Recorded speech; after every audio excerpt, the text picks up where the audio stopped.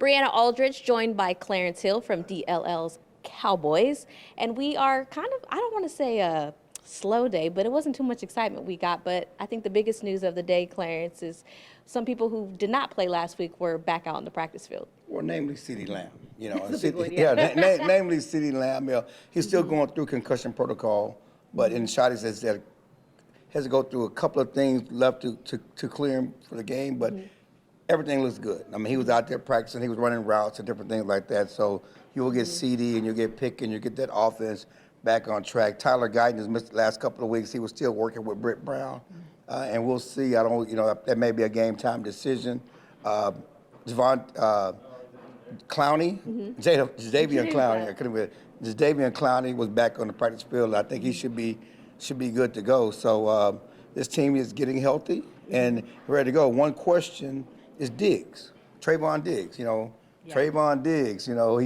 He was put on injured reserve after he had a concussion, some freak accident at home, and then they said it was more about the knee that he rehabbed last year, and certainly he had his 21-day window to return began last week. They didn't bring him back for the Lions game. We'll see if he comes back and is ready to go for the Vikings game. Shotty, words matter, right? Yeah. And Shotty it was interesting. He was talking about Diggs and what he needs to do to get back on the field, and he really didn't talk about his health. He talked about if he does everything the right way. Yeah. And so what does the right way mean? And so that speaks to their issues with Diggs that go beyond his health with the Cowboys. And I tell you, if you don't get him back for the Vikings game and certainly for the Chargers game, then why bring him back at all?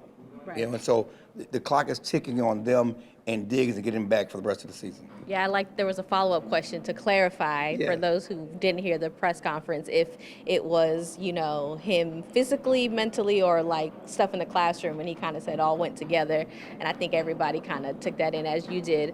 But as you mentioned, the Cowboys don't really have time to mess around, especially when they're talking about having to win these last 4 games here. What did you think about Schottenheimer saying that it'd be a little bit of disappointment not to make the playoffs in his first year as head coach? Well, that's the goal, right? I mean, the goal. The goal is to, this is the Cowboys, I always say, they don't hang division title banners, they don't hang conference championship banners, they don't hang Super Bowl banners at AT&T Stadium. And really, they hang no banners at AT&T Stadium because all those banners won at Texas Stadium. They won nothing at AT&T Stadium. That's my little joke, But yeah, that's the goal. You're a Cowboy. The goal is to get to the playoffs and compete for Super Bowls, and certainly that's what Shotty talked about. That's what Jerry and them talked about. That's the goal. That's what's out there for them. And my point is that it's so wide open now.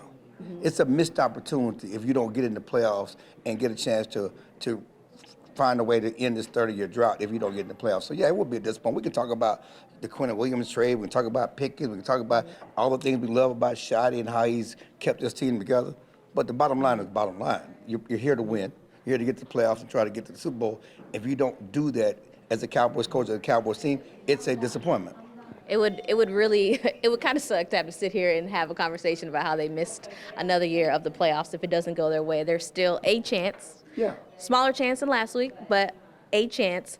But what would you just kind of say to the feeling in the locker room, talking to some of the guys? I know we heard from Javonte, Clowney, Clark today about, the reality. You're kind of hoping and praying that the Eagles have a downfall here. Yeah, the Cowboys are the biggest anti-Eagles fan. They're the biggest. Whoever playing the Eagles, that's who you should root for. Root for the Cowboys, but root for whoever the Eagles playing because that's the best road to the playoffs. And the Eagles are falling apart. And they've been falling. They've lost 3 straight, and they need to lose 2 more. And the Cowboys have to win out. But yes, the first thing is first, the Cowboys have to take care of their business, and they're favored in all their remaining games. They got the next 2 at home. They play better at home. So just take care of your business, do what you're supposed to do, and root like hell against the Eagles. Now, looking at the Vikings, they offense been very questionable outside of what they did to the Commanders last week, but the defense, as Schottenheimer said, has been keeping them in games. And, we know what Brian Flores can do on the other side of the ball. What would you kind of say, just real quick, the biggest key to getting a victory? Like you said, the Cowboys do play best at home, but just looking at the Vikings and what they have. Well, the Vikings are kind of opposite of the Cowboys. They have a great defense and a bad offense, okay? And the Cowboys have a great offense and a questionable defense. But number one, for the Cowboys, they have to score points. They have to take care of the football. When they've lost games, they have not taken care of the football. They have to protect. This guy likes to blitz. Brian Flores, defense coordinator, like to blitz.